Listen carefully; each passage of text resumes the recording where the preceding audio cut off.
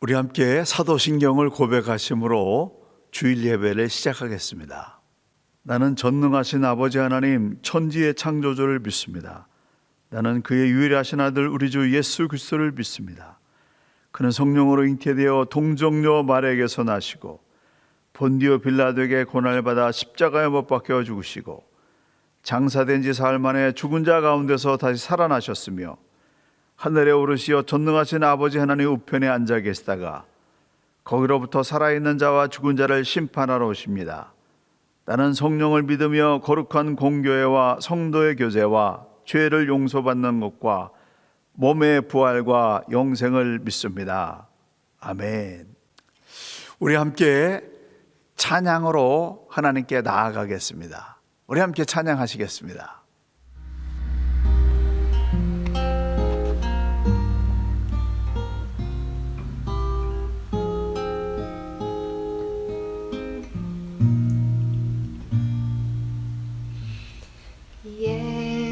예수는 내 힘이요 나의 기쁨 내 참 소망 그 이름에 생명이 내 삶의 이유라. 내가 사나 죽으나 그 이름을 위하여 내 모든 것 다 드리니 나를 받으소서.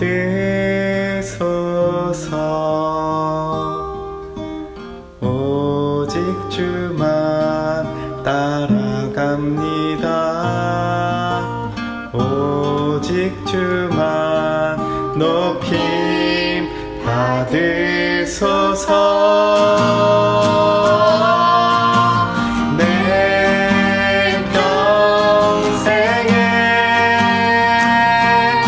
그 이름을 그의 선하심을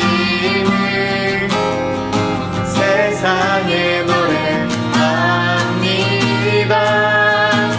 그 이름에 그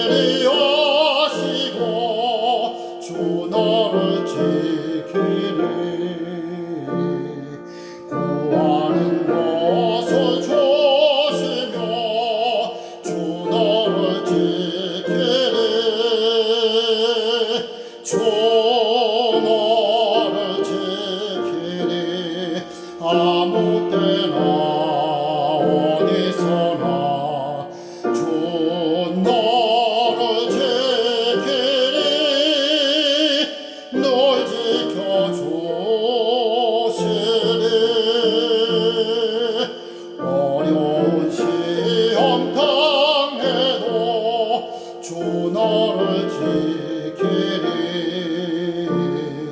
구주의 품에 거하라 주 너를 지키리 주 너를 지키리 아무 때나 어디서나 주 너를 지키리 널 지켜주시리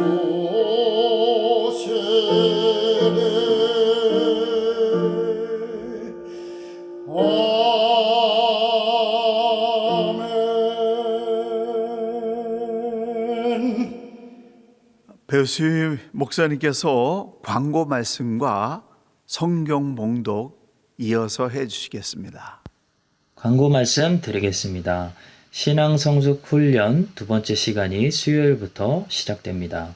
첫 번째 훈련은 영적 질문을 던지는 훈련이었고 이번 주 수요일부터는 말씀 읽기 훈련입니다.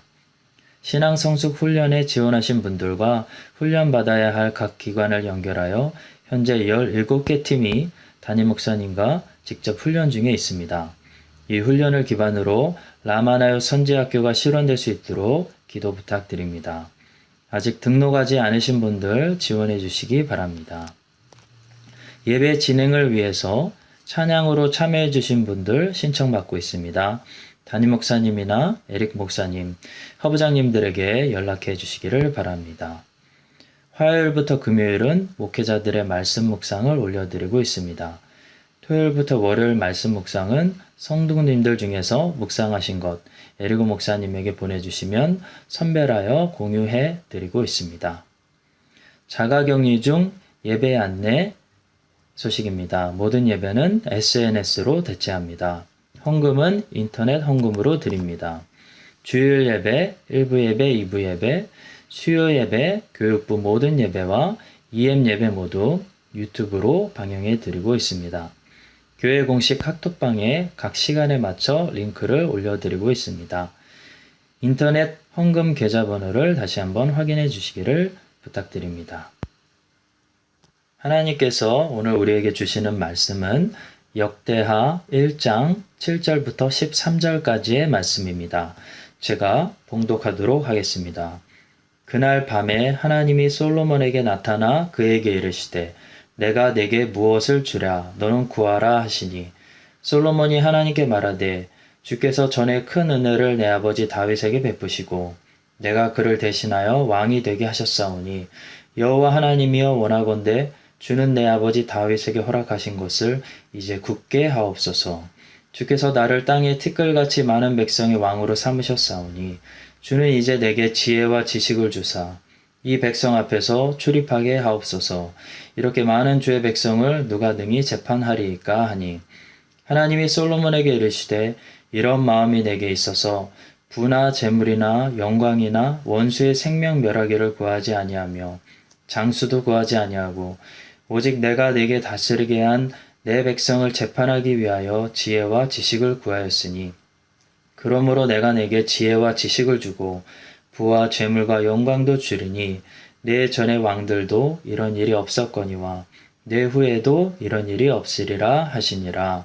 이에 솔로몬이 기브온 산당 회막 앞에서부터 예루살렘으로 돌아와서 이스라엘을 다스렸더라.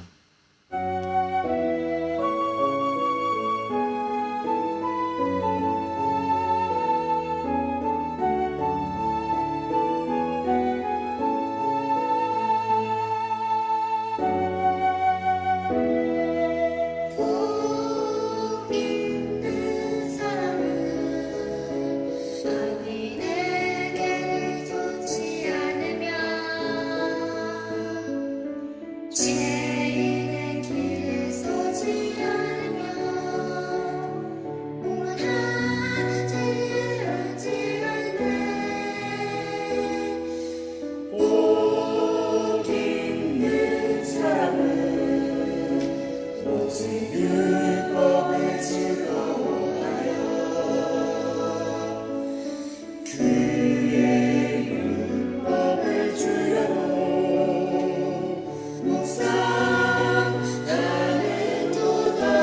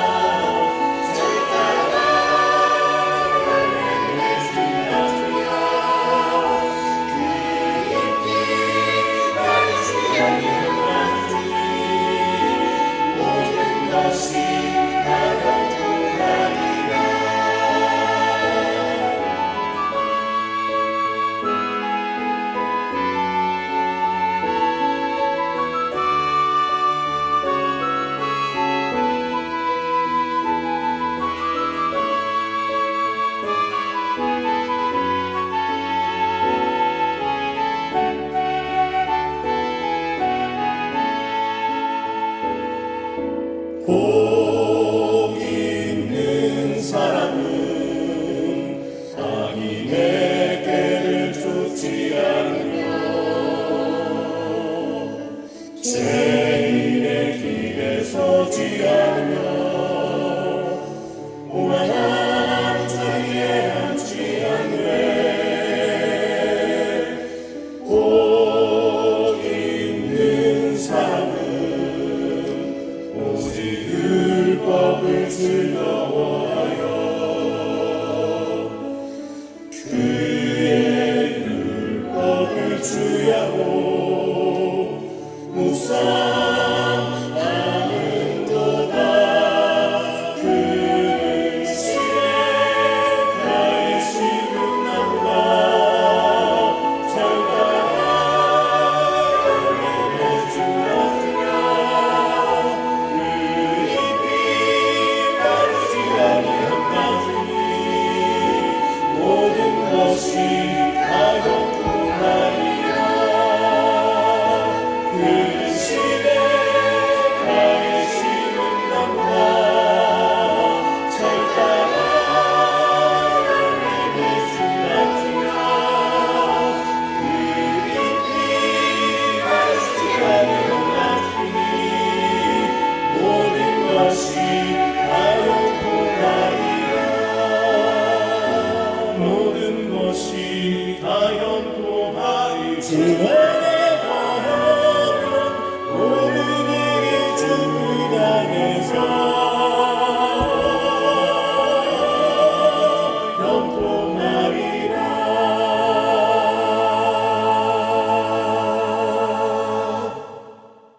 사랑하는 아버지 하나님 감사드립니다. 지난 4주 동안 비록 같은 장소에서 예배 드리지 못했지만 떨어져서라도 이렇게 한 영으로 한 교회 공동체로 예배 드릴 수 있게 해주심에 감사드립니다. 그리고 이 락다운 기간에도 언제나 함께 해주시고 격려해 주시고 위로해 주심에 감사드립니다. 하나님의 큰 위로가 모든 성도님들과 그 가정에 계속 함께 있기를 기도합니다.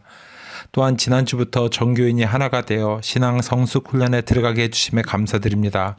쉽게 신앙이 게을러질 수 있는 이때에 다시 한번 우리의 영을 깨워주심에 감사드립니다. 이번 기회에 라마나요 선지학교의 기적이 우리 교회에서도 일어나길 원합니다. 모든 성도들과 그 가족들을 깨워주시기 바랍니다. 온전히 하나님을 바라볼 수 있게 하여 주시옵소서. 모든 것이 오직 하나님의 주권 아래 있음을 다시 한 번 더 선포하며 기도와 말씀 그리고 예배의 자리로 돌아올 수 있게 해 주시옵소서. 인도하시는 목사님에게 더 강한 하나님의 역사하심이 있게 해주셔서 지치지 않고 우리들을 잘 이끌어 가실 수 있게 도와주시옵소서. 성령의 역사하심이 참여한 모든 성도들과 그 가정에 나타나게 하여 주시옵소서. 이번 주부터 다시 일을 가는 성도님들도 있습니다. 그리고 지난 4주 동안에도 계속 일하신 분들도 있습니다. 그들에게 힘을 부어주셔서 사회에서 맡은 일들을 잘 감당할 수 있게 도와주시옵소서. 그리고 계속 락다운 가운데 있는 성도님들과 가정들에게 하나님의 임재하심이 은혜 중에 기쁨 중에 감사 중에 나타나게 하여 주시옵소서. 이 시간 저희들이 하나님께 감사하는 마음으로 헌금을 드리오니 받아주시옵소서. 예배를 드려서 드리는 것이 아니라 모든 것을 주시고 모든 것의 주인 되신 하나님을 인정하고 감사하는 마음으로 드리오니 받아주시옵소서. 오늘 예배를 주관하여 주셨고 말씀을 선포하시는 목사님의 입술에서 오직 하나님의 말씀만이 우리 가슴에 담기게 하여 주시옵소서. 감사드리며 이 모든 말씀 예수님 이름으로 기도드렸습니다. 아멘.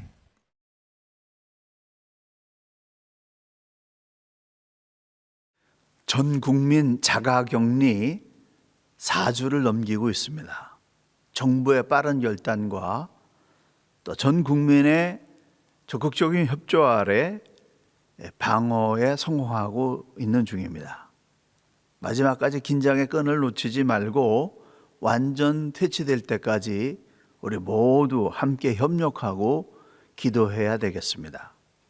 우리가 처음에는 굉장히 당황을 했고 또 생존하기에 급급했었는데 생존을 위해서 굉장히 노력을 하다가 어느 순간에 생존에 머무는 것이 아니라 이 기회를 최대한으로 효과적으로 활용해야 되겠다라고 하는 생각의 전환들이 일어나셨을 것입니다.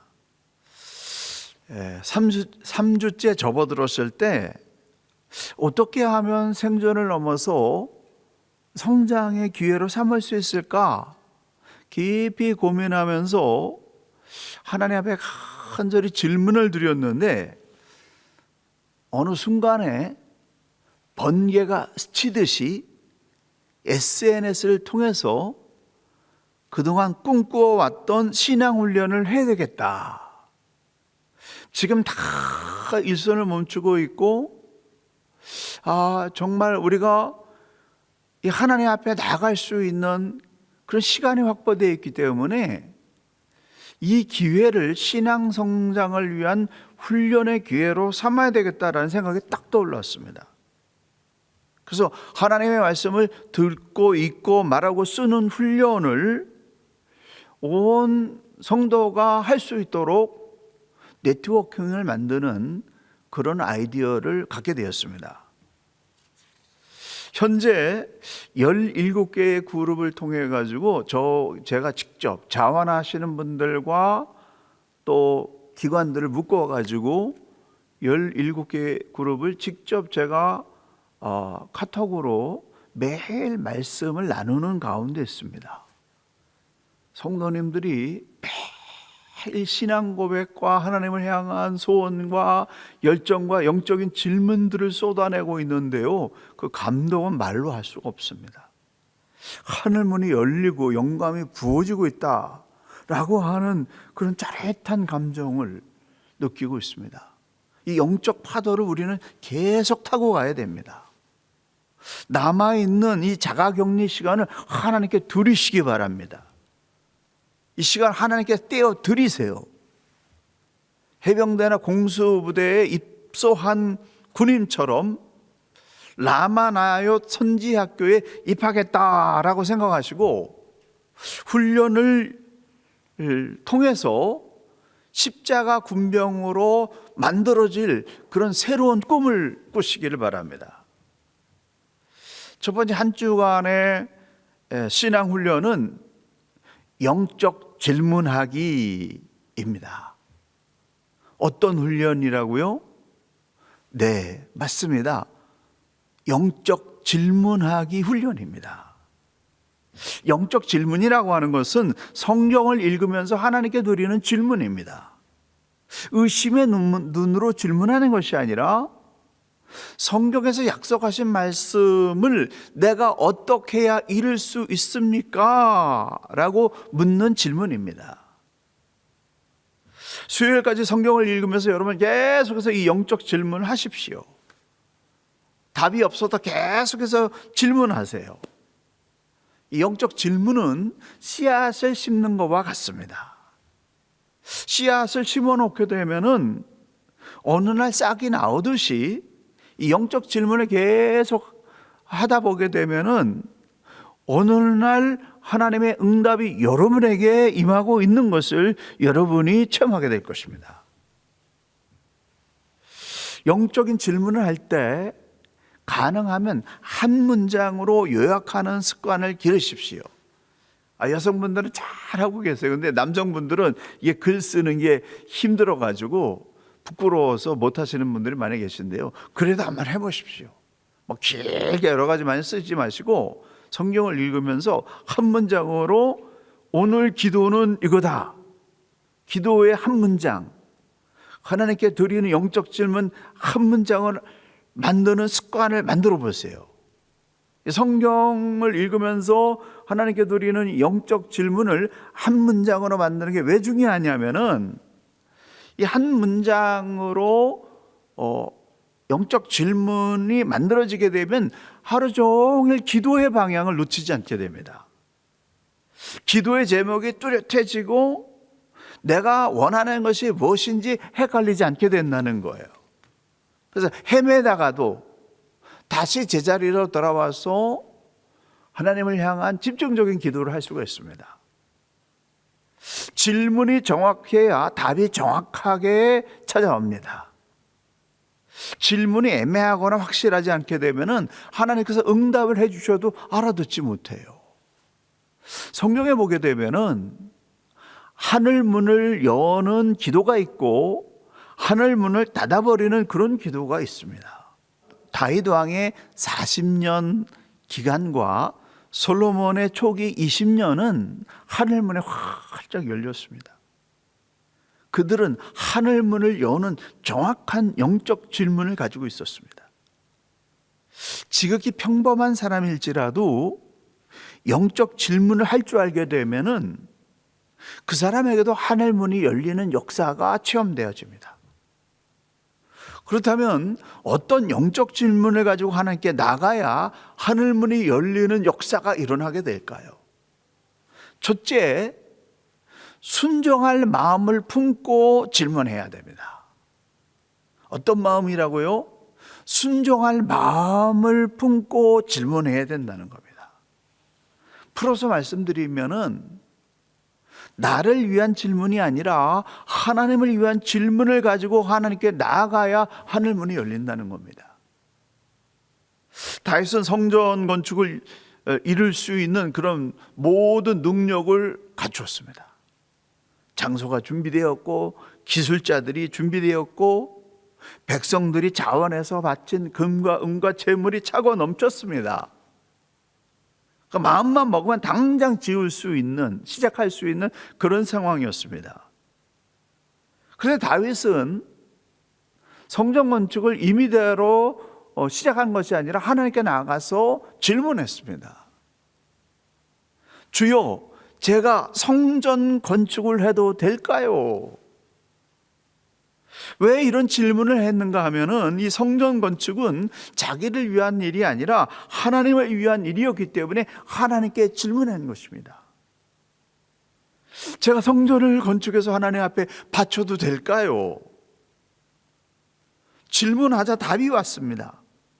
너는 전쟁에서 피를 많이 흘렸으니 내 손으로 건축하지 말고 네 아들이 성전을 건축하도록 하게 하라. 질문이 정확하니까 답이 정확하게 왔습니다. 제가 성전을 건축해도 될까요? 아니, 너는 안 되고 네 아들이 하도록 하라 라는 명쾌한 답이 왔다는 것입니다. 그런데 하나님께서는 노라고 말씀하시면서 왜 다윗의 이 질문에 감동하셨을까요? 다윗이 성전을 건축하기 위함은 자신의 소원을 풀기 위한 것이 아니라 진정으로 하나님과 하나님의 백성을 위한 것이다 라고 하는 마음을 아셨기 때문에 감동하셨다는 겁니다. 다윗은 아니, 너는 아니고 네 아들이 건축하도록 하라 라고 하는 말씀을 들었을 때 아멘 하고 순종했습니다. 다윗이 드린 질문은 제가 성전을 건축해도 될까요? 라는 그런 질문이었는데 이 질문 속에는 거절을 받아들일 순종의 마음이 포함된 질문이었다는 거예요. 내가 생각하기에는 하나님이 원하시는 이 성전을 바쳐서 하나님께 드리면 하나님 기뻐하실 거야 라고 생각을 했는데 하나님의 마음은 어떤가? 혹시 하나님이 원치 아니하신다면은 내가 할 수 없지 라고 하는 마음을 품고 그리고 질문했다라고 하는 겁니다. 하나님을 위한 질문이었기 때문에 하나님이 원하시는 대로 한다라는 이 순종이 들어있었습니다. 그래서 노라고 하는 응답을 받았을 때 그 응답 받은 대로 순종했고 솔로몬이 건축할 수 있도록 하나님께 받은 설계도를 아들에게 알려주었고 성전 건축을 위한 금과 은과 재물과 차고 넘치는 그런 재물을 모아가지고 준비해 놓았습니다. 역대상 29장 12절은 다윗의 정체성을 말해주는 구절입니다. 부와 귀가 주께로 말미암고 또 주는 만물의 주제가 되사 손에 권세와 능력이 있사오니 모든 사람을 크게 하심과 강하게 하심이 주의 손에 있나이다. 이 고백이 다윗의 정체성을 그대로 보여주고 있는 겁니다. 모든 것이 주의 손에 있나이다. 부귀와 높음과 낮음과 모든 결정권이 주의 손에 달려 있나이다라고 하는 이 고백은 고백으로 끝난 것이 아니라 하나님께서 결정하신 것을 어린아이처럼 순종하는 행함이 따르는 실천적인 고백이었다는 겁니다. 영적 질문은 이미 순종할 마음이 포함된 질문입니다. 너 아내야, 네 아들이 하게 하라. 아멘. 제가 순종하겠습니다 라고 하는 그런 마음을 가지고 하나님 앞에 질문해야 하늘문이 열린다는 거예요.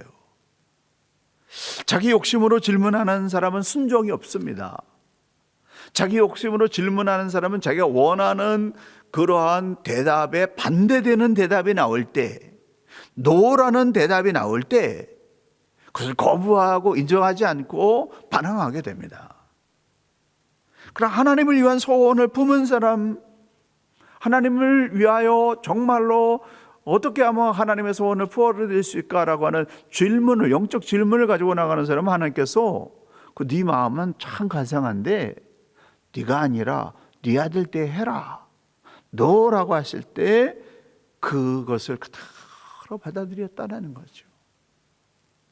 순종할 마음을 품고 영적인 질문을 하나님께 드려야 하나님이 감동하시면서 하나님 문이 열리는 역사가 일어나게 됩니다. 그러면 우리는 치열하게 훈련해야 돼요. 나를 위한 질문이 아니라 하나님의 마음을 헤아리고 어떻게 하면 내 인생을 통해서 하나님의 영광을 드러낼 수 있을까라고 하는 영적인 질문을 품는 일에 매일 승리하셔서 은혜의 문이 새롭게 열리는, 하늘 문이 열리는 여러분의 인생길이 되시기를 예수님의 이름으로 간절히 축원합니다. 두 번째, 주를 위해서 일하기 위한 질문을 해야 됩니다. 온 마음과 정성으로 주를 위해서 일하기 위한 질문을 해야 된다는 거예요. 받아서 누리는 그것으로 끝나는 것이 아니라 하나님이 주시는 지혜와 지식과 부귀와 영광을 가지고 주의 거룩한 일을 하기 위한 질문을 해야 된다는 거예요. 역대하 1장 11절 속에는 이런 마음이 너에게 있어서 라는 구절이 들어있습니다. 하나님께서 솔로몬이 드린 1000번째 자체 때문에 감동하신 것이 아니라 1000번째를 드리는 솔로몬의 마음, 솔로몬의 의도를 예쁘게 보시고 감동하셨다는 거예요. 바른 성경을 이 구절을 이렇게 풀어내고 있습니다. 자신을 위하여 장수도 구하지 아니하고 자신을 위하여 부귀도 구하지 않았으며 또 내 원수의 목숨을 구하지도 않고 오히려 공의를 분별할 수 있는 지혜를 구하였으니, 솔로몬이 구한 것은 어떻게 하면 내가 잘 살 수 있을까? 어떻게 하면 내가 인정받을 수 있을까? 오래 사는 것, 부귀를 누리는 것, 원수의 목숨을 구하는 그런 기도가 아니라 공의를 분별할 수 있는 지혜를 구했다. 하나님께서 맡겨주신 사명, 하나님께서 맡겨주신 사람들을 잘 돌보기 위해서 공정하게 사리 판단할 수 있는 그런 지혜를 구했다라고 하는 겁니다. 어떻게 해야 주의 일을 제대로 할 수 있을까? 하나님 알려주십시오라는 질문이었다는 거예요. 그것 때문에 하나님께서 감동하신 거예요. 저는 1000번째 드렸기 때문에 하나님 감동해서 지혜와 지식을 주신 줄 알았습니다. 그런데 이번에 성경을 읽으면서 알게 된 것은 이 구절입니다. 이런 마음이 너에게 있어서 내가 너에게 구한 것뿐만 아니라 구하지 않은 것까지 주겠다라고 하신 거였다라고 하는 겁니다. 솔로몬의 사역 초기에는 오직 하나님께서 맡겨주신 사명을 감당하는 일에 온 힘을 다했습니다. 그런 솔로몬의 마음을 하나님께서 받아주시고 또 하늘 문을 열어주셨다라고 하는 겁니다. 그런데요, 솔로몬이 하나님을 감동시키기 위한 그 헌신 속에서는요, 마음만 드린 것이 아니라 파격적인 제물도 드렸다는 겁니다. 1,000번제가 1,000가지 제물을 드린 것인지 아니면 1,000번 횟수를 말한 것인지 성경학자들도 정확하게 결론을 내리지 못하고 있습니다. 하지만 1,000번제에는 최소한 1,000마리의 제물이 바쳐진 거예요. 역대하 5장에 보게 되면은 성전 건축을 마친 후에 솔로몬은 그의 아버지가 준비해 놨던 은과 금과 그런 모든 이 제물을 성전 곳간에다 갖다 바쳤습니다. 그리고 언약궤를 지성소에 옮겨 놓은 이후에는 수를 헤아릴 수 없는 양과 소를 제물로 바쳤다. 그렇게 기록되어 있습니다. 또 낙성식 후에 하나님께서 하늘에서 불을 내리시고 하나님의 영광이 성전에 가득하게 되자 엎드려 경배하며 감사 찬양을 드리면서 소 22,000마리, 양 12만 마리를 제물로 다시 바쳤습니다. 마음만 드린 것이 아니라는 거예요. 제물도 아낌없이 하나님 앞에 바쳤습니다. 엘리야 시대의 엘리야가 가뭄을 피해서 사르밧 과부의 집으로 피신을 했는데 사르밧 과부는 아들과 함께 마지막으로 남은 한 줌의 밀가리와 약간의 기름을 으로 음식을 만들어서 그거 먹고 죽으려고 했습니다. 그런데 선지자가 와서 그걸 달라고 하니까 그 마지막 음식을 선지자에게 바쳤습니다. 그러자 가뭄이 끝날 때까지 밀가루통에 밀가루가 바닥나지 아니하고 기름병에 기름이 마르지 않는 그러한 축복이 임했습니다. 예수님 시대에 많은 사람들이 성전에서 헌금을 했는데 근데 예수님의 마음을 감동시킨 것은 2렙돈이라고 하는 최소 단위의 헌금을 드린 자신의 생활비 전부를 하나님 앞에 드리는 이 과부의 헌금을 보시고 감동하셨습니다. 순환주간에 한 여인이 300데나리온이나 되는 옥합을 깨트려서 그 향유를 예수님의 머리에 붓자 일부의 사람들이 아깝다고 분노했지만은 예수님은 온 천하의 복음이 전파되는 곳에는 이 여자가 행한 일도 말하여 그를 기억하리라 라고 감동하셨다는 것입니다. 주의 일 할 때 아끼지 말아야 됩니다. 시간을 아끼지 말고 재물을 아끼지 말고 여러분이 가지고 있는 탤런트를 주를 위해서 쓰는 거 이걸 아깝게 생각해서는 안 된다는 겁니다. 감동은 쉽게 일어나지 않습니다. 온 정성과 온 힘을 다하여 헌신할 때 감동이 일어나는 거예요. 진정한 마음에는 헌신이 따라오는 겁니다. 그러므로 주를 위해서 아끼지 말고 온 힘과 정성을 다하여 주의 일을 감당함으로 말미암아서 하늘문이 열리고 구하는 것뿐만 아니라 구하지 않는 것까지 차고 넘치는 응답을 받는 귀한 하나님의 역사가 저와 여러분에게 부어지게 되기를 예수님의 이름으로 간절히 축원합니다. 마지막으로 마음의 중심이 바로 서 있어야 됩니다. 마음의 중심을 빼앗기지 말아야 된다는 거예요. 동기가 순수해야 된다. 의도가 순수해야 된다고 하는 겁니다. 깨끗한 마음으로 드리는 영적 질문을 가지고 하나님 앞에 나가야 하늘문이 열립니다. 역대 6장 18절에서 42절은 성전 건축을 마치고 하나님께 봉헌식을 올리면서 솔로몬이 드린 그런 솔로몬의 기도의 내용입니다. 그래서 이 기도문 속에 보니까 들으옵소서, 들으시되, 들으시고 들으시사, 들으사라고 하는 단어가 12번 나오고 있습니다. 주의 종이 주 앞에서 부르짖는 것과 비는 기도를 들으시옵소서. 종이 이곳을 향해서 비는 기도를 들으시옵소서. 이곳을 향하여 기도할 때 들으시되 주께서 계신 곳 하늘에서 들으시고 들으시사 사하여 주옵소서. 주의 제단 앞에서 맹세하거든 주는 하늘에서 들으시고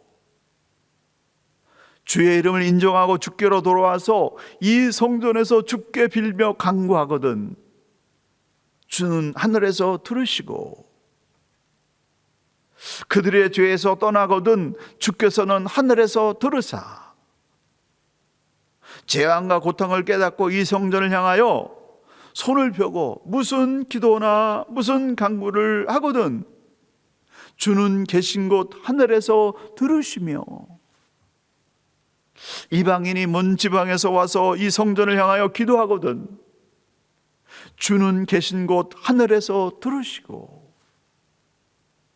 성전에 있는 쪽을 향하여 주께 기도하거든 주는 하늘에서 그들의 기도와 간구를 들으시고 자기들을 사로잡아 간 적국의 땅에서 온 마음과 온 뜻으로 주께 돌아와서 성전 있는 쪽을 향하여 기도하거든 주는 계신 곳 하늘에서 그들의 기도와 간구를 들으시고 그들의 일을 돌아보시며 주께 범죄한 주의 백성을 용서하여 주옵소서.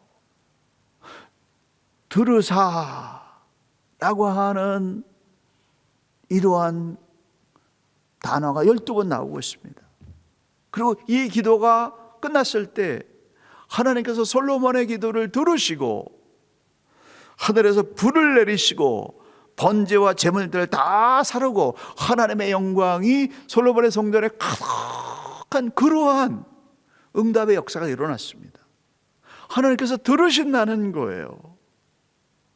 중심이 하나님을 향하여 깨끗한 중심을 가지고 하나님 앞에 기도하면 하나님께서 들으신다는 겁니다.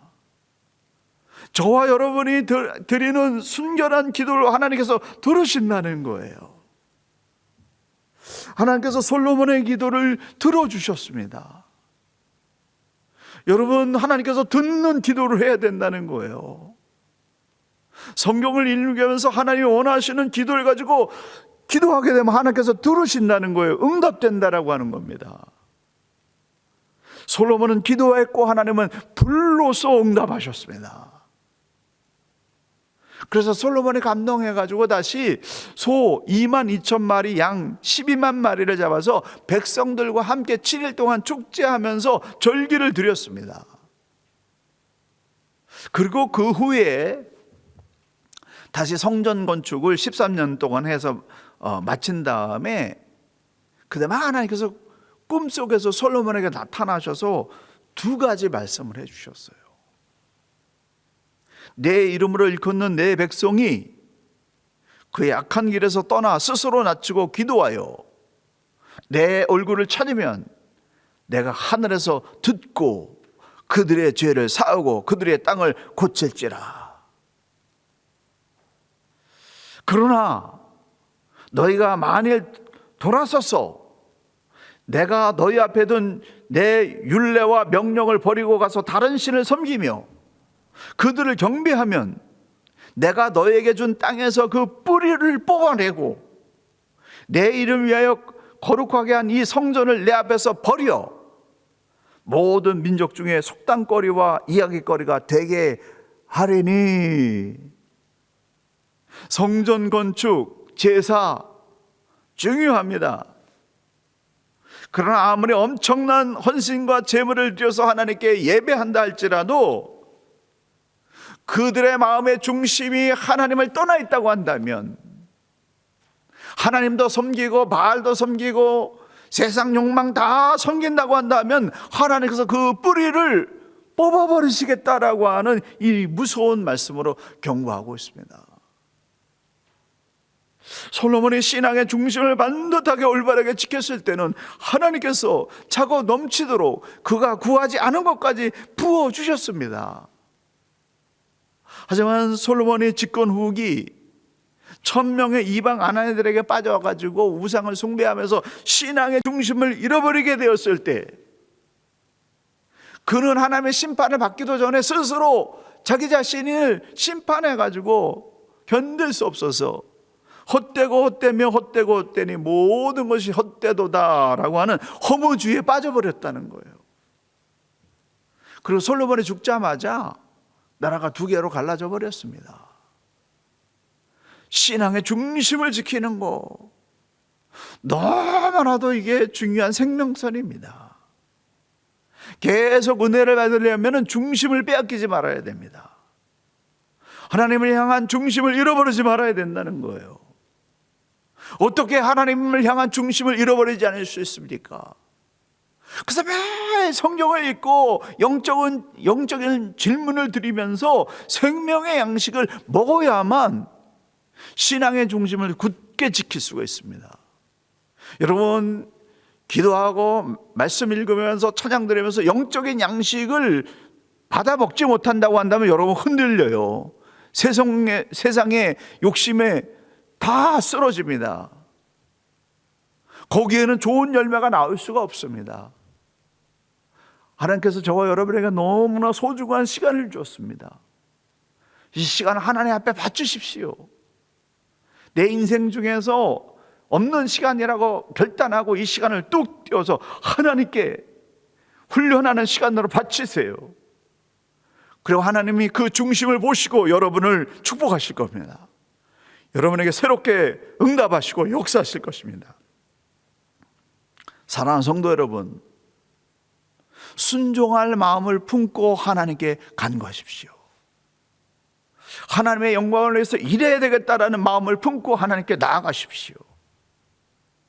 마음의 중심을 잃어버리지 않기 위해서 매일 영적인 질문을 하면서 하나님께 나감으로 말미암아 하늘문이 열리고 하나님의 신령한 복이 저와 여러분에게 충만히 부어져서 하나님의 이 복을 받은 저와 여러분 때문에 주변에 있는 모든 사람들이 복을 누리고 이 지역과 교회와 나라가 복을 누리는 그런 축복의 통로가 되시기를 예수님의 이름으로 간절히 축원합니다.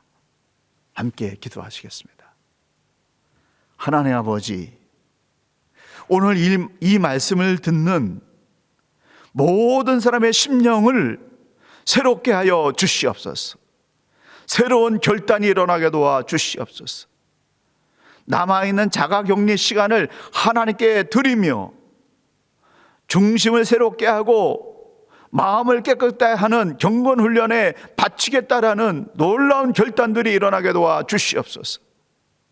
그로 말미암아 하늘문이 열리고 하나님의 은혜가 충만히 부어져서 하나님이 주신 복으로 말미암아 다시 열정적으로 일어나게 도와주시고 하나님의 복을 받은 우리 성도님들 때문에 주변이 다 살아나는 놀라운 부흥의 시대가 시작되게 하여 주시옵소서. 이제는 우리 구주 예수 그리스도의 은혜와 우리 아버지 하나님의 무한하신 사랑하심과 성령님의 감화 감동하시며 교통하심이 하나님의 마음을 흔드는 영적 질문으로 말미암아 인생을 새롭게 하고 하나님의 복을 받아서 주변에 있는 모든 사람들에게 복을 나눠주는 축복의 통로가 되기를 원하는 우리 온 성도들과 자녀와 주의 몸된 교회와 크라이처치, 뉴질랜드, 조국 대한민국과 북한과 통일한국과 모든 나라 모든 백성들 가운데 지금으로부터 영원까지 함께 계시기를 간절히 축원하옵나이다. 아멘. Now, let's pray together first. Heavenly Father, thank you that you have brought us here together. We come together, unfortunately, not as one physical body, but we come together as one spiritual body before you. As we give this worship to you, please accept our worship.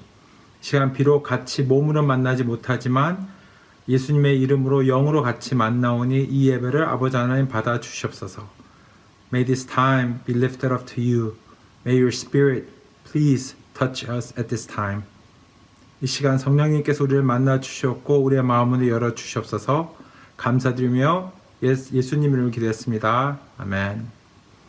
Let's turn to the scripture for today. It comes from 1 Chronicles chapter 17. 오늘께서 하나님께 주시는 말씀은 역대상 17장의 말씀입니다. We'll be reading the whole chapter.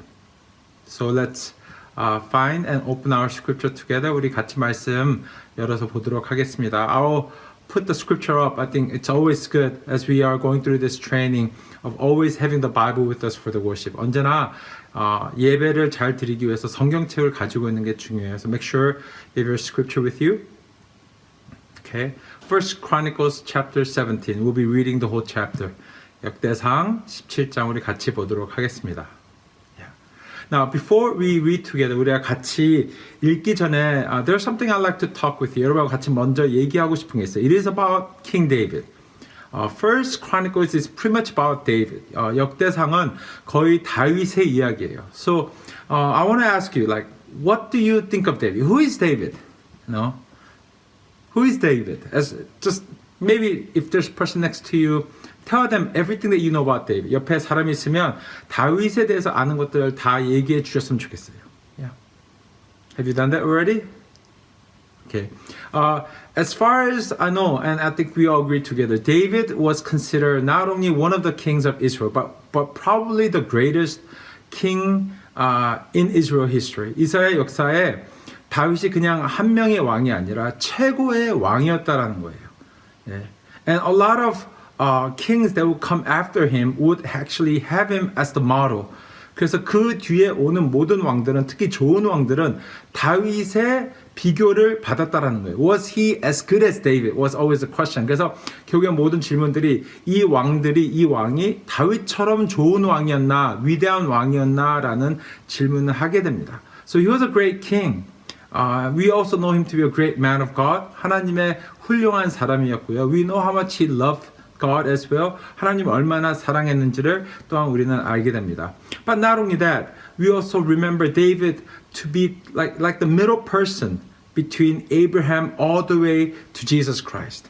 그래서 우리가 또 하나 기억하는 것은 다윗이 아브라함에서 시작된 하나님의 언약의 끝에 가는 예수님 중간에 있다라는 거예요. So if you could think of like one person, when God told Abraham that his nation will be great, and not only just nation will be great, but they would become someone so special. But in the midst of that, there was a greater promise of God given from Abraham to Abraham about the birth of Jesus that will come to truly save the whole nation, not only nation, whole earth. 그래서 아브라함께서 하나님께서 약속을 해주시는 과정에 그냥 좋은 나라, 좋은 국가를 만들겠다 그것뿐만이 아니라 그를 통해서 하나님의 약속하신 그 메시아가 나오는 거에 대해서도 얘기를 한다라는 거예요. And among all the people, they would make that heritage line. 그리고 그 족보로 내려가는 모든 과정 중에서 in the midst of that, one person that we always remember is David. 그리고 그 중심에 있는 한 사람을 기억한다면 그 사람이 바로 다윗이라는 거예요. So David's descendant, remember David. Abraham's descendant, one person remember is David, and then David's descendant remember is Jesus. 그래서 아브라함의 자손 중에 우리가 특히 다윗을 기억하고 다윗의 자손에서 우리가 예수님을 기억하게 됩니다. Yeah. Now, as David was chosen to be the second king of Israel, 다윗이 이스라엘의 두 번째 왕이 이제 택함을 받는 걸로 결정이 됐어요. But this is one thing that I want you to really ponder together. When was the time that God declares about David or to David that he's going to become someone great? It's not just that he'll be a king, but there's going to be something amazing taking place among his descendants. When did that happen? 우리가 이 다윗의 역사를 봤을 때 다윗의 역사에서 하나님이 다윗에 대해서 말씀하셨을 때나 다윗에게 말씀하실 때 언제 하나님은 다윗의 자손 중에 그냥 훌륭한 것이 하나님의 아들 대신 예수님이 태어나는 거에 대해서 얘기를 했을까요? I wanted to actually get to know, and actually I read through the whole place in the scripture. 그래서 성경에서 여러 군데를 봤어요. You know, even the first time that David was mentioned, when Saul falls apart, he disobeys God. 사울이 하나님의 말씀에 순종하지 않습니다. 불순종해요. 그래서 거기에 처음으로 다시 나옵니다. But in the midst of that, Samuel talks about David as simply a man after God's own heart. 근데 거기서 사무엘이 다윗에 대해서 얘기할 때는 그냥 하나님의 마음에 드는 자라고 얘기를 해요. But it doesn't actually say that David's gonna become someone so amazing that his descendant will have Jesus. 근데 다윗이 얼마나 훌륭한 사람이 되고 하나님께서 그를 얼마나 축복하시냐면 그의 자손 중에서 예수님이 나오는 놀라운 일이 일어날 거라는 얘기는 안 하는 거예요. So when he was chosen as the king, when he was anointed as the king, there was no mention of this particular thing taking place yet. 그러니까 다윗이 하나님의 기름 부음 받는 그 순간에도, 그리고 그가 왕이 될 거라고 얘기하는 그 순간에도 다윗의 자손 중에 예수님이 태어날 거라는 얘기는 없어요. Even when he becomes the king, there's no mention of it. There's no place God saying, David, come here. No, I'm not just making you king. Something amazing is going to happen. He doesn't talk about that yet.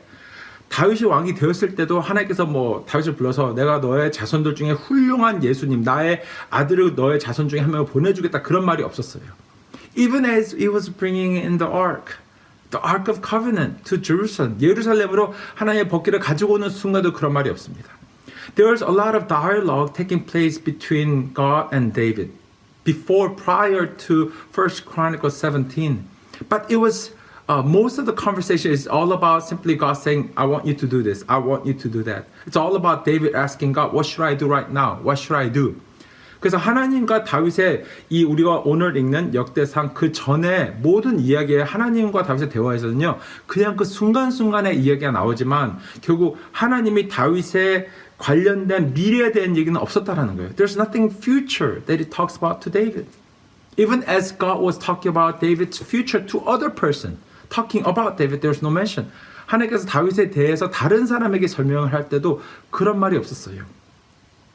So when was the first time in the scripture God tells to David or talks about David in reference to someone amazing will come from his family, from David's family, from your family?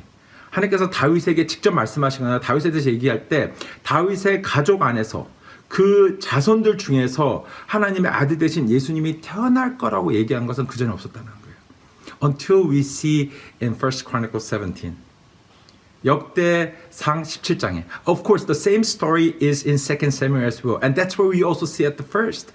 똑같은 이야기가 사무엘 하에도 나와요. 그러니까 그 이야기 전에는 하나님께서 그 얘기를 안 했다라는 거예요. So what we are reading, what we are about to read is quite important. That's why I want to give you this introduction. 그렇기 때문에 이 이야기에 대해서 제가 먼저 조금 부가 설명해 주고 싶었어요. And then we're gonna now read about what God promises David for the first time. 하나님께서 다윗에게 약속하신 그것을 처음으로 우리가 같이 보게 되는 겁니다. Are you ready to read? Okay, let's read it. If you could follow me, that's fine. If you could read along, that's fine. Okay.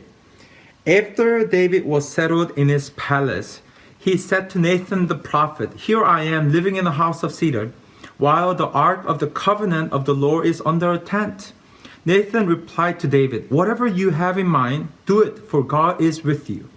But that night the word of God came to Nathan, saying, "Go and tell my servant David, this is what the Lord says. You are not the one to build me a house to dwell in. I have not dwelt in a house from the day I brought Israel up out of Egypt to this day. I have moved from one tent site to another, from one dwelling place to another.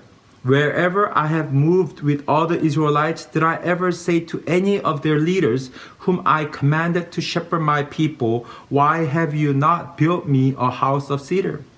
Now then tell my servant David, this is what the Lord Almighty says.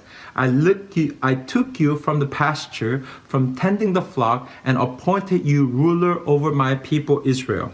I have been with you wherever you have gone, and I have cut off all your enemies from before you. Now I will make your name like the names of the greatest man on earth, and I will provide a place for my people Israel and will plant them so that they can have a home of their own and no longer be disturbed. Wicked people will not oppress them anymore, as they did at the beginning and have done ever since the time I appointed leaders over my people Israel. I will also subdue all your enemies. Now listen to this part, guys. This part. I declare to you that the Lord will build a house for you. When your days are over and you go to be with your ancestors, I will raise up your offspring to succeed you, one of your sons, and I will establish kingdom. He is the one who will build a house for me, and I will establish his throne forever. I will be his father, and he will be my son. I will never take my love away from him as I took it away from your predecessor.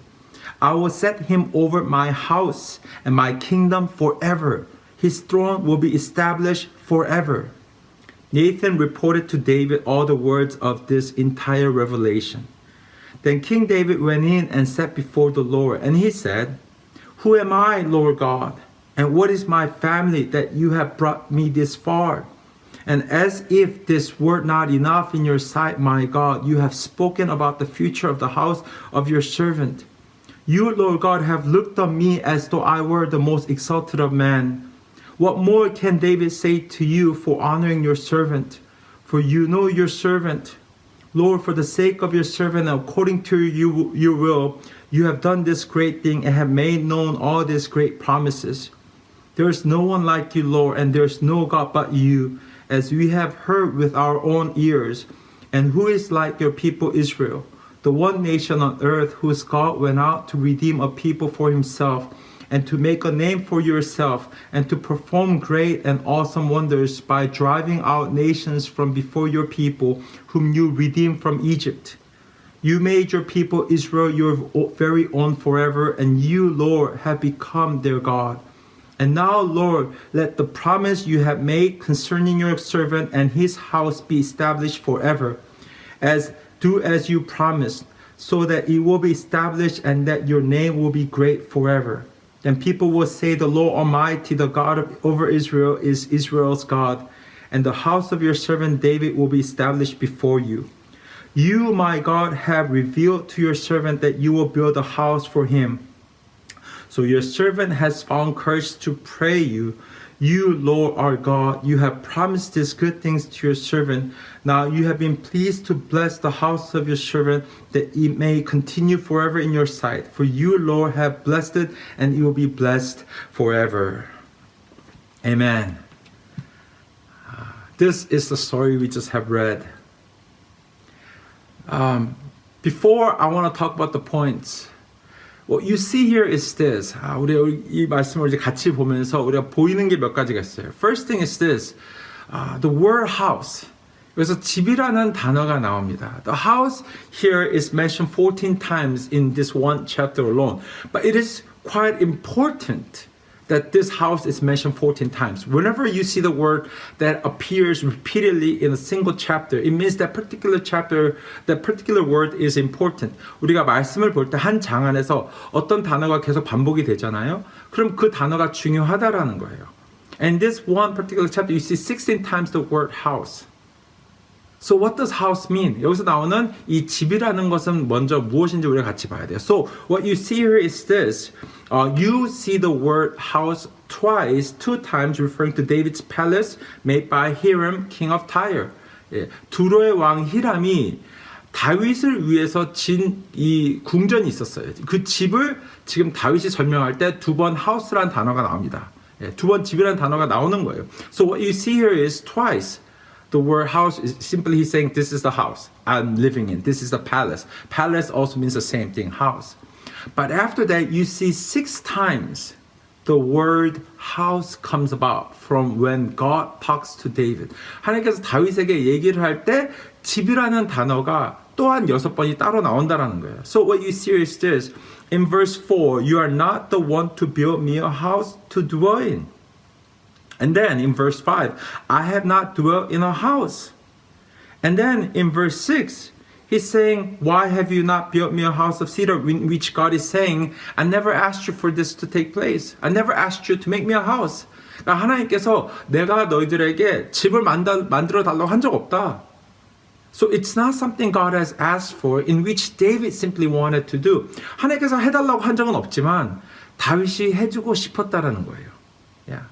Now keep that in mind, okay? So that's what God is saying. And then later, a little bit later going down in verse 10, we see the words of house appearing more now. In verse 10, it says, I declare to you that the Lord will build a house for you. Okay? And then in verse 12, he is the one who will build. Now, this is referring to initially Solomon. Keep that in mind. David's son gets to build the house, the temple of God. 그래서 결국에는 12절에 나오는 이 집이라는 것은 다윗의 아들인 솔로몬이 하나님을 위해서 만드는 성전을 얘기하고 있습니다. So in verse 12, he is the one who will build a house for me and I will establish his throne forever. And then in verse 14, I will set him over my house and my kingdom forever. His throne will be established forever. Yeah. Now, this is something that you have to understand. The first that you see here is Solomon. It is talking about Solomon, David's son. 여기서 첫 번째 우리가 알아야 되는 것은 다윗의 아들 솔로몬이 하나님의 성전을 만든다라는 거예요. The house of God is the temple. 하나님의 집이라는 것은 성전입니다. It's a place where people will come and give their sacrifice, give their worship to God. 사람들이 모여서 하나님께 예배드리고 하나님께 제사를 드리는 장소가 된다라는 거예요. But what you see here is this. Another word that appears here is the word forever. And we know from the history that David's descendants continued to become king, but when Israelites fall apart, when Judah falls into the hands of Babylon, king no more. They are all taken as captives and exiles. So they're kings, they're still family of the kings, but they're no more enthroned. 결국에는 여기에 왕들이 멈춘다는 거예요. 다윗의 자손들이 계속 왕이 되었지만 이스라엘이 망합니다. 바벨론에게 망하면서 그들이 결국에는 왕이 될 수 없는 거예요. 그냥 포로들의 신세를 같이 감당을 해야 됐습니다. When God says He's saying something's going to happen, He is faithful. It will happen. 하나님께서 어떤 약속을 지으실 때 그 약속은요 꼭 이루어진다라는 거예요. So when God tells David, your house will always have a king forever. It's not a symbolic term. What God is saying is you have someone who will become the king forever. 여기서 너희 집이 영원히 왕을 가지고 있겠다 이 말에서는요 그냥 그것이 어떤 상징적인 것이 아니에요. 그만큼 오랫동안 갈 것이다 그런 말이 아니라는 거예요. 그 가족 안에 진정한 왕, 영원한 왕이 분명히 태어날 거라고 얘기를 하는 것입니다. 다윗의 집에서 from David's family. This is what God promises. This is the house that God talks about. House that Solomon builds forever, but also house that God's gonna make out of David that will come have Jesus. 결국에는 솔로몬의 짓는 집도 얘기를 하고 있지만요. 결국에는 하나님께서 약속하시는 거는요. 그 가족 안에서 그 자손들에게서 하나님께서 약속하신 메시아 예수가 나온다는 것을 볼 수 있는 거예요. Now, in David's response, 거기서 우리가 다윗의 반응을 또한 보기를 원합니다. And in those words, we see once again house again. But house is changed to different words. We're looking for house in the Hebrew original word. 우리가 여기서 어떤 단어들은 집이란 단어가 나오지 않을 때도 있긴 있어요. 하지만 성경의 제일 원단은 여기서 히브리서에서 나오는 이 똑같은 집이라는 단어. 어쩔 때는 그 집이요. 결국엔요. 가족을 또한 뜻하기도 합니다. So in here, the word house also means family as well. So sometimes when you see family, it also means house, household. Okay? So here 6 times you see in David's response to God where we see the word house, in which it also means household. In verse 16, who am I, Lord God, and what is my family being house, that you have brought me this far? Verse 17, you have spoken about the future of the house of your servant. This referring to the family. Now you go all the way down to verse 23. And now, Lord, let the promise you have made concerning your servant and his house be established forever. Now, this is not talking about the house. This is talking about the family. Do as you promised so that it will be established that your name will be great forever. Then people will say the Lord Almighty God over Israel is Israel's God, and the house of your servant David will be established forever. Verse 25, you, my God, have revealed to your servant that you will build a house for him.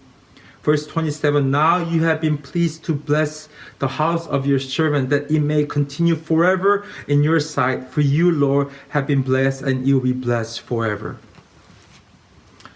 David understood what God meant. 다윗은 하나님께서 무슨 말 하시는지를 알고 있었어요. What God is saying is this, David, I'm not going to make you make my house. Your son's going to do it. But this is what I'm going to do for you. I'm going to make your house. You're not going to make a house for me, but I'm going to make a house for you. 하나님께서 다윗에게 분명히 무슨 말씀하고 계시는 걸 다윗이 알고 있어요. 그거는요, 하나님이 다윗에게 너는 나를 위해서 집을 만들지 않을 것이다. 너의 아들이 할 것이다. 근데 내가 너를 위해서 해주고 싶은 것은 있다. 내가 너의 집을 만들어 주겠다. 너의 가족을 만들어 주겠다라고 약속을 하는 거예요. What God is saying to David is, you have king after king. Your house will be established. Your descendants will be established.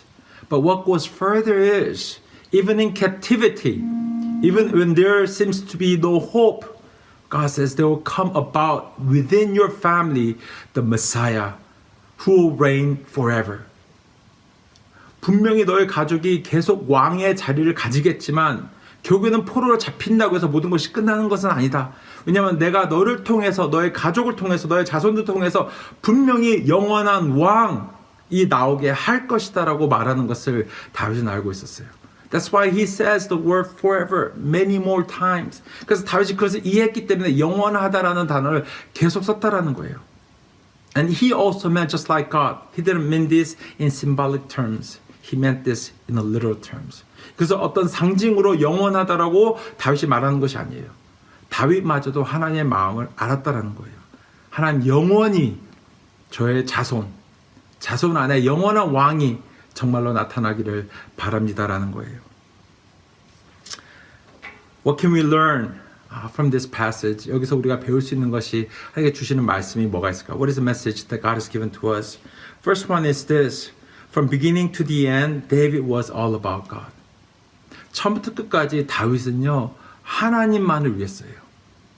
He's the one who brought the ark back to Jerusalem. 하나님의 법궤를 예루살렘으로 가지고 온 것이 다윗이었어요. He's the one who wanted to build a house for God. David, not Solomon, it was David. 다윗이 하나님의 성전을 만들고 싶어 했어요. So when God told David that he couldn't do it, guess what David did? 하나님께서 다윗에게 너는 성전을 짓지 못할 것이다 라고 얘기를 했을 때, 너의 아들이 할 것이다 라고 얘기를 했을 때 다윗이 무엇을 했을까요? What did he do? What you see in the following chapters, the rest of First Chronicles, eventually towards the 1/3, the last part, 역대상의 마지막 3분의 1을 보잖아요. You see that David spends that much time preparing for the temple. He prepares everything so that all that Solomon has to do is simply to assemble it. 다윗이 모든 준비를 다 합니다. 다 준비해서 솔로몬이 하는 건 그냥 그걸 만들기만 하면 되는 거였어요. He prepared all the things needed. He prepared all the positions. He prepared all the money for it as well. 모든 돈, 모든 재료, 그리고 모든 직분들을 다윗이 다 준비를 했다라는 거예요. He was all about God. In the way he praises God. 하나님을 찬양하는 것도 다 다윗이었어요. You see all the poems in Psalm, half of them was written by David. 시편의 150편 중에 반은 다윗이 썼다라는 거예요. He was always the quickest to repent. 언제나 회개하는 거 제일 빨리 한 사람이 누구였어요? 다윗이었어요. He wanted to please God. He wanted to honor God. He wanted to worship God. 언제나 하나님을 찬양하고 하나님께 영광 돌리고 하나님 그 누구보다 사랑했던 사람이 바로 다윗입니다. But here's the second thing we have to remember. 그러나 우리가 두 번째 또한 기억해야 되는 것이 있어요. That God finds pleasure in him who loves to honor God. 하나님은 자기를 사랑하는 그 사람을 너무나 기뻐하셔서 그들 또한 그들에게 축복하시는 걸 너무 좋아한다라는 거예요. He wants to give. It's never in God's interest or in pleasure not giving us more.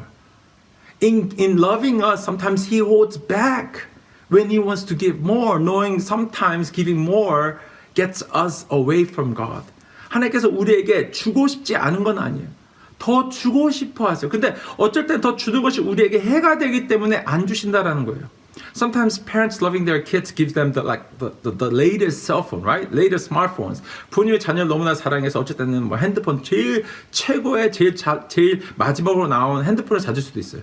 But sometimes parents are fearful that their kids are thankful for the present, but use that gift, that smartphone, to turn away from their parents, to spend less time with their parents.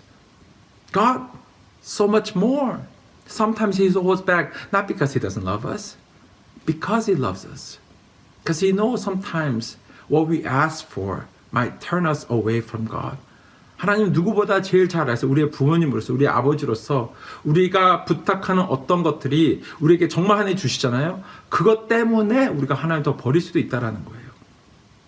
When David sinned, when he committed adultery with Bathsheba and killing Uriah, the husband, 다윗이 바세바와 간음을 하고 우리아를 죽였던 이야기가 나와요. In that passage, when God rebukes David, 하나님께서 다윗을 책망할 때요, this is what God said. If you wanted more, if you asked for more, I was gonna give you more. You didn't have to take it from someone. This is how much I love you, that I want to give you more. 하나님께서 다윗에게 내가 너에게 부탁한 것, 달라는 것 내가 다 주려고 했다. 왜 다른 사람에게 뺏으려고 했니라고 책망을 하세요. This is who God is. Those who honor Him, those who love Him. God loves, God honors. Now this is last and the most important point. 우리가 정말 기억을 해야 되는 부분이 있어요. It is that when God loves us, He gives us the best. And He gave the best. And that's what we see in this scripture. 하나님은 우리에게 최고를 정말로 주고 싶어 하세요. 그리고 결국에는 그 최고를 주셨다라는 거예요. 그 말씀이 오늘 말씀에 있다라는 거예요. God promised to David, your house will be established forever. And in reference to what? Jesus Christ. 너의 집이 영원히 있을 거다. 그거는요, 그 안에 예수님을 얘기하고 있는 거예요. Because God knew eventually the king that we need, the king who saved us, king who would die for us, to resurrect, to save us, to become the first fruit of the resurrection will be Jesus Christ. 우리를 위해서 오시고 왕이신데 하나님의 아들이신데 왕으로서 우리에게 오셨지만 우리 위해서 죽으시고 다시 사시고 우리 위해서 부활의 첫 열매가 되시는 그 예수님을 하나님께서 주셨다라는 거예요. And that promise is established and it begins from here when God comes to David and says, you don't have to build me a house. I'll build you a house. And at the end of that house, when it's completed, it's not completed in Solomon making the temple, which will eventually be destroyed. The promise that I'm making for you, David, of the house being established, it's completed when I send my son Jesus Christ. 하나님께서 다윗에게 말씀하실 때 내가 솔로몬을 통해서 만드는 이 성전은 결국에 무너진다. 하지만 내가 너의 집을 영원하게 하겠다라는 그 끝에는 성전이 끝나는 것이 아니라 내 아들 예수가 너에게 주어졌을 때 그의 죽음과 그의 부활을 통해서 이루어진다라는 거예요. And God keeps that promise. 하나님은 그 약속을 결국은 지키세요. He's faithful in giving us the best. In giving us exactly what we needed. 정말 우리가 필요한 것을 하나님께서는 주셨다라는 거예요. My brothers and sisters, my prayer is in the midst of all this lockdown, that we do not lose the sight of who God is. 이 락다운 안에서 우리가 제일 잊어서는 안 되는 것은 바로 하나님이에요. His faithfulness, 하나님의 신실하심입니다. He loves you, and He prepared the best for you, which includes the lockdown as well. 하나님 우리를 사랑하시고요, 우리에게 최고를 주시는데요. 그 최고를 주시는 것을 언제 우리가 알기 때문에 이 락다운도 하나님의 선물 중에 하나라는 거예요. It's gotta be to know Him better. It's gotta be so that we could come closer to Him, to fall in love with Him. 하나님 더 잘 알고 하나님께 나아가기 위함이라 믿습니다. Keep that in mind, brothers and sisters. Let's pray. Heavenly Father, thank you so much for your promise being made to David as he was completely in love with you. It's not in our strength to completely loving you, Heavenly Father, but help us so that in our love for you, your faithfulness will continue to show. 하나님의 신실하심이 하나님을 사랑하는 우리가 하나님을 사랑할 수 있도록 성령이 도와주실 때 하나님의 신실하심이 계속 나타나기를 원합니다. Continue to guide us and lead us throughout this lockdown, that we could continue to look to you for everything, to fall in love with you more. 하나님 더 사랑하는 이 락다운 기간에 되게 하여 주시옵소서. Thank you. In Jesus' name we pray. Amen. Thank you guys. Thank you that you have participated in this worship. I hope your week will be victorious, always walking with God. 하나님과 한 주 잘 지내시면서 승리하는 여러분 되시길 바랍니다. Once again, I miss you, and eventually in hopefully a couple of weeks we'll see again. Bye.